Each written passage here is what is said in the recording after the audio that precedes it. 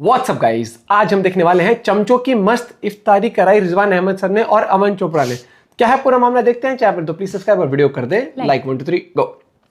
दोस्तों, अभी हमारे देश की पॉलिटिक्स में दो नई चीजें हुई हैं। पहला तो ये कि कांग्रेस की कर्नाटका सरकार ने गवर्नमेंट प्रोजेक्ट्स में 4% माइनॉरिटी कोटा, शॉर्ट में कहूं तो मुसलमानों के लिए एक्स्ट्रा कोटा देने का फैसला किया। और दूसरा फैसला ये है कि वो सभी लोग, वो हर एक इंसान जो राम मंदिर का बायकॉट कर रहा था, जो महाकुंभ का बायकॉट कर रहा था, वो कल रमजान की इफ्तारी में प्लेटें चाटने के लिए पहुंच गया, उनके साथ खड़े होने के लिए पहुंच गया। और इसी सब को लेकर आज रिजवान अहमद ने और अमन चोपड़ा ने लोगों को जमकर खरी खोटी सुनाई। बाकी क्या हुआ हमारे आज के इस बहस में, डिबेट में, आप खुद देखिए। तो देश के अल्प संसाधनों पर पहला हक अल्पसंख्यकों का कांग्रेस पार्टी क्लियर कर रही है। तेंद्र, आखिरी सवाल जल्दी से आपसे। अब क्लियर हो गया, आपको कंफ्यूजन वाला, आपको सीनियर से। और ये जो रेस लगी तुष्टीकरण की रेस में कांग्रेस सबसे बड़ा फेस बन गई है। ये जो रेस है ना इंडिया अलायंस में, तुष्टीकरण की रेस, कौन बड़ा एंटी हिंदू फेस या secularism, so called pseudo secularism का फेस, उसमें कांग्रेस शायद बाजी मार गई है। क्योंकि लालू ने भी कहा था मिलना चाहिए मुसलमानों को आरक्षण, याद है लालू का भी बयान था मिलना चाहिए। बिल्कुल अमन भाई। और देखिए, सबसे बड़ा जो आप इशारा कर रहे हैं वो तो राहुल गांधी भी इशारा कर चुके हैं कि राम मंदिर वो आज तक नहीं गए। वो इफ्तार पार्टी में जाते हैं, उनकी पार्टी के भी तमाम बड़े नेताओं को देखेंगे, इफ्तार के साथ तस्वीरें मिलेंगी।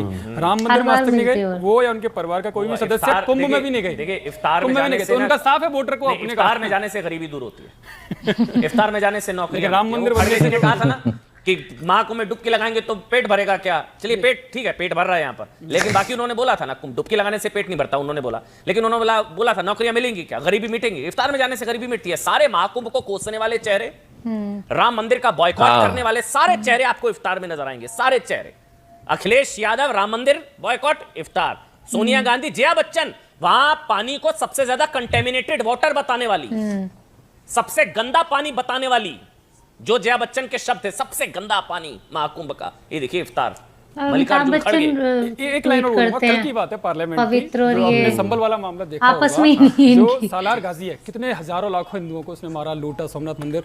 वहाँ के इमरान मसूद कह रहे हैं, वो इमरान मसूद और बर्क जो वहाँ के सांसद हैं, वो कह रहे हैं वो सूफी संत था। क्लियर लाइन है समाजवादी पार्टी का बाप है। कंक्लूडिंग कमेंट जल्दी से डॉक्टर रिजवान, आप कुछ कहना चाह रहे हैं? 30 सेकंड प्लीज सर। महाकुंभ से दूरी, इफ्तार संत वो गलत नहीं कर रहे मेरे भाई, समझिए। जिस इकोसिस्टम की आज आप बात कर रहे हैं, वो इकोसिस्टम 1000 साल से चल रहा है। 1250 में किसी इकोसिस्टम ने उस गाजी को संत बनाकर पेश किया था बहराइच में। तो जिस इकोसिस्टम की, और जो ये अमन भाई बात बोल रहे हैं कि उन लोगों से सीखना चाहिए, और भंडारी भाई नहीं मान रहे हैं, बिल्कुल सीखना चाहिए। उस तलवार चलाने वाले कातिल को संत किस इकोसिस्टम ने बनाया? 1250 के इकोसिस्टम ने बनाया, और आप समझते हैं इकोसिस्टम 2025 में आया है। अभी का नहीं, बहुत पुराना है। तो मैं तो कह ही रहा हूं ना साहब, कांग्रेस जो कर रही है वो सीखना तो चाहिए। हिंदू बेचारा जाए तो जाए कहां। रिजवान भाई, अगर आप समझा दें मेरे को, ये 4% सरकारी ठेकों में जो तुष्टीकरण का ठेका कांग्रेस ने लिया है, जिसको बीजेपी कॉन्ट्रैक्ट जिहाद बता रही है, ये वाइबल है? कॉन्स्टिट्यूशनली लोग समझना चाहेंगे ये हो भी सकता है 4% माइनॉरिटीज को रिजर्वेशन सरकारी ठेकों में? जी शुक्रिया, जय हिंद, वंदे मातरम। सुप्रीम कोर्ट इस फैक्ट को लेकर बहुत क्लियर है कि आरक्षण मजहब के नाम पर, धर्म के नाम पर नहीं हो सकता। And there are more than 10 और 12 रूलिंग्स ऑन दिस। नंबर 1, बिल्कुल छोटा सा जवाब। नंबर 2, भाई मुझे एक बात समझ में नहीं आती अपनी कौम की, कि हमारी कौम को एक तरीके से आज़ादी और बंटवारे के बाद इस देश में रखा गया, वो जो भी तरीका था तथा कथित सेक्युलर पार्टियों का। अमन भाई, 60 साल एक तरीके से उनको हैंडल किया गया। 60 साल बाद नतीजा निकला कि सच्चर कमेटी रिपोर्ट आ गई, और उस सच्चर कमेटी रिपोर्ट की दुहाई देना और मातम करते हुए अक्सर मुस्लिम वक्ता और नेता मिल जाते हैं। उसके बाद इस देश का निजाम बदलता है, एक नई सरकार आती है 2014 में। वो मुसलमानों से कहती है या कहना चाहती है कि सबका साथ, सबका विकास, सबका विश्वास। तुम्हारे साथ 60 साल गलत हुआ है, मैं एक नए तरीके से तुम लोगों को देश में जगह दूंगा।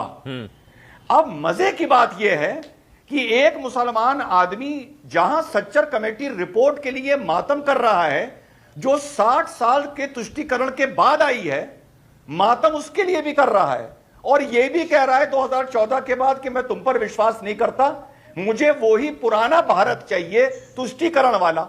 और जब पूछो तुष्टीकरण वाला कौन सा भारत, तो कहता है सच्चर कमेटी वाला भारत। अगर तुम्हें 2014 के बाद डर लगता है तो सच्चर कमेटी का मातम करना बंद कर दो।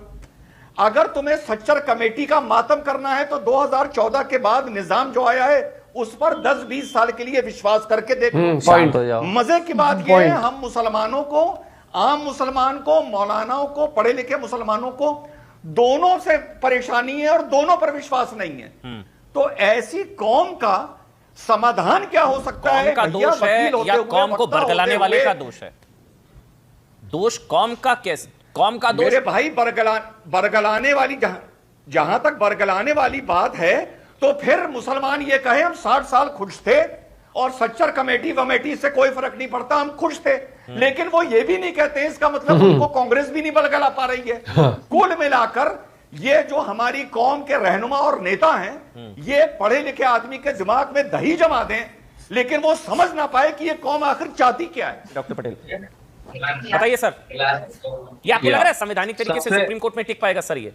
डॉक्टर पटेल, सबसे पहले मैं आपके माध्यम से पूरी देश की जनता को बताना चाहूंगा कि इस देश के अंदर कांग्रेस ने अपना शासन जब जब संभाला है वो पूरे सोशल अपलिफ्टमेंट के लिए जो रिजर्वेशन पॉलिसी है तो हम लाकर लाए हैं और उसको सक्सेसफुली इंप्लीमेंट करके वो तबके को आगे लाने का प्रयत्न किया है। शेड्यूल कास्ट हो, शेड्यूल ट्राइब हो, सोशल इकोनॉमिकल बैकवर्ड क्लास हो, अभी जब हम बात कर रहे हैं माइनॉरिटीज, लेकिन Bharatiya Janata party very specifically बोल रही है ये सिर्फ मुस्लिम है। मैं बोल रहा हूँ शेड्यूल कास्ट एक समूह है जातियों का, शेड्यूल ट्राइब एक समूह है जातियों का, उसी तरह माइनॉरिटीज भी एक समूह है। जो लोग इस माइनॉरिटीज में आते हैं, माइनॉरिटीज में हिंदू आते हैं क्या? माइनॉरिटीज में हिंदू आते हैं क्या? ये सवाल अच्छा हुआ। आप डेफिनेशन आपको भी पता होगी नहीं आते ना, माइनॉरिटीज तो हिंदुओं से क्या प्रॉब्लम है आप लोगों को? हिंदुओं से क्या दिक्कत है? हिंदू में पिछड़ी नहीं है क्या? 96% तो है ना। नहीं तो हिंदुओं से क्या हमने प्रॉब्लम बोला है कि शिक्षा में आपको? मुझे याद है रिजर्वेशन जब सीए में नागरिकता दी जा रही थी जिसमें सबको दी जा रही थी मुसलमानों को छोड़कर, तो आप लोग कह रहे थे शामिल करो, देश जल गया उसके चक्कर में, दिल्ली जल गई। आपके इस माइनॉरिटीज में हिंदू है क्या? शेड्यूल कास्ट को रिजर्वेशन नहीं दिया पढ़ाई में। नहीं तो आपने माइनॉरिटीज को पढ़ाई में रिजर्वेशन नहीं दिया। अरे तो वो तो उनको भी मिल रहा है, वो तो मुस्लिम्स में भी जो, हिंदू नहीं है, वो तो मुसलमानों में भी जो ओबीसी है उनको भी मिल रहा है। डॉक्टर पटेल डोंट कंफ्यूज, जो मुसलमानों में ओबीसी हैं उनको भी मिल रहा है। आप दूसरी ओर बात ले जा रहे हैं, आप दूसरी ओर बात ले जा रहे हैं, इसलिए मैं आपको बता रहा हूं। आप बोल रहे हैं हिंदुओं को नहीं दिया क्या रिजर्वेशन? मैं पूछना चाहूंगा ये धर्म के आधार पर दे रहे हैं क्यों है?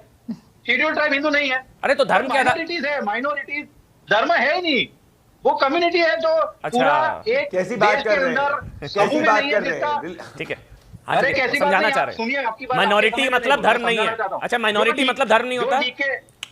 जो डीके शिव कुमार जी बोल रहे थे वही मैं समझाना चाहता हूं। ठीक ये है। कोई शिक्षा या नौकरी में नहीं है, ये सोशल अपलिफ्टमेंट के लिए जहां पे 1 करोड़ या 2 करोड़ का ठेका है, जहां एससी एसटी एससीबीसी सबको था, वहां पे अमेंडमेंट करके माइनॉरिटीज वर्ड ऐड किया है। सही बात, यहाँ पे सही प्योरली बात। पहला माइनॉरिटीज वैसे भी अल्पसंख्यकों का है साहब, हिंदू तो वैसे ही सेकंड ग्रेड सिटीजन है भारत में। बीजेपी से पूछता है सनातन बोर्ड तो कहते हैं देखते हैं। आप लोग वैसे हिंदुओं को नहीं पूछते। आप लोगों ने बता दिया, मनमोहन सिंह ने बोला था ना, अल्पसंख्यकों पर पहला हक जो है संसाधनों पर पहला हक अल्पसंख्यकों का। आप तो कह रहे हैं माइनॉरिटी, भाई माइनॉरिटी को दिया, कर लो जो कर रहे हैं। डॉक्टर रिजवान कुछ कहना चाह रहे हैं, एक मिनट भाई। हिंदुओं का हिंदू, ये क्या बात होती है? वो हिंदू को पूछ ही नहीं रहे, उनकी तो लाइन क्लियर है सर, माइनॉरिटी में हिंदू नहीं। अभी बताए डॉक्टर पटेल ने 4 पर, हिंदुओं को थोड़ी ना मिल रहा अमन भाई, है। आपसे हिंदुओं पर मैं कुछ पूछता हूं तो फिर आप कह रहे हैं हम संविधान के तरफ हैं, बिल्कुल अच्छी बात है। तो हिंदुओं का भी तुष्टिकरण कहां जाए हिंदू साहब? अमन भाई, एक तो जो हमारे शायद कांग्रेस के साथी हैं उन्होंने बताया कि माइनॉरिटी एक समूह है, इसका मतलब सिर्फ मुसलमान नहीं।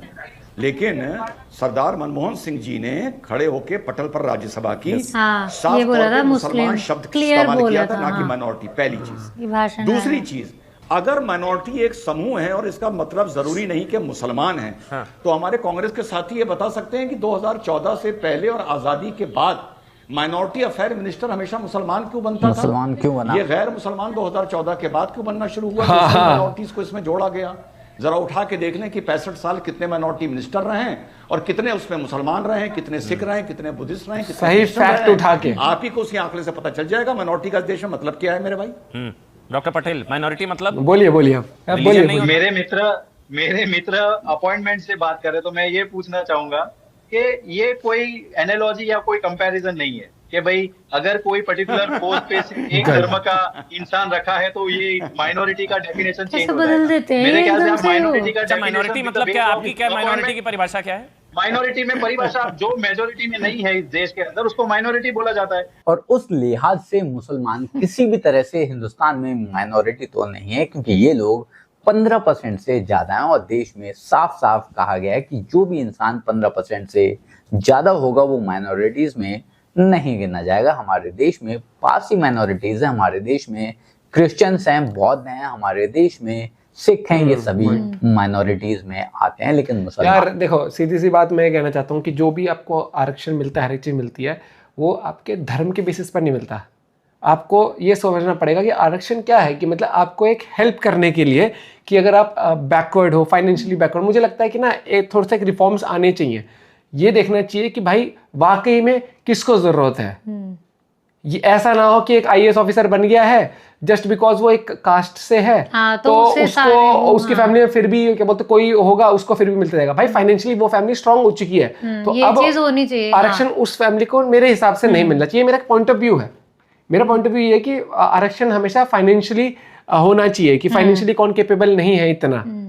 बाकी सबकी अपनी राय हो सकती है, लेकिन जैसे मनमोहन सिंह जी ने उस टाइम पर जो भाषण दिया वो था, तो हाँ। जैसे मुसलमानों का नाम यूज किया, वहां पर बोलता है ना Clear मुसलमानों बोला का हक था, है। हाँ। तो अगर मान लो वहां पर कोई अगर ऐसे कह दे कि सिर्फ हिंदुओं का हक है, तब कितनी जल्दी सारे ऑफेंड हो जाएंगे। हाँ, हो जाता बहुत।